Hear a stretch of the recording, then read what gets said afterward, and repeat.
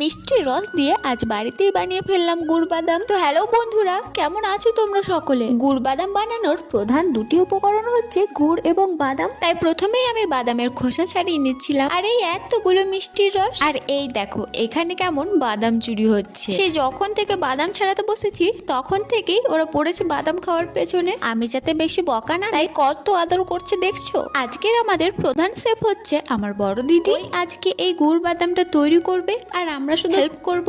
অনেকক্ষণ জাল করার পর দেখো এখন কেমন ফুলে উঠেছে। এই দেখো প্রধান হেল্পার। কোনো কাজে ওকে দেখতে পাওয়া যাক কিংবা না যাক, কিন্তু এই রান্নার কাজে সব সময় ছুটোছুটি করে। অনেকক্ষণ জাল করার পর মিষ্টির রসটা যখন ঘন হয়ে আসবে তখন একটা পাত্রের মধ্যে একটা পেপার দিয়ে প্রথমে মিষ্টির রস, তারপর বাদাম, তার উপরে আবার মিষ্টির রসটা দিয়ে দিতে হবে। এরপর এটা কিছুক্ষণ রেখে দিতে হবে যাতে এটা জমে যায়। এই দেখো 20-30 মিনিটের মধ্যে কত সুন্দর জমে গেছে। তো আজকের মতো ভিডিওটা এখানে শেষ করছি। ভিডিওটা কেমন লাগলো সেটা কমেন্টে জানাও। ভালো লাগলে একটা লাইক করে চ্যানেলটা সাবস্ক্রাইব করে পাশে থাকবে।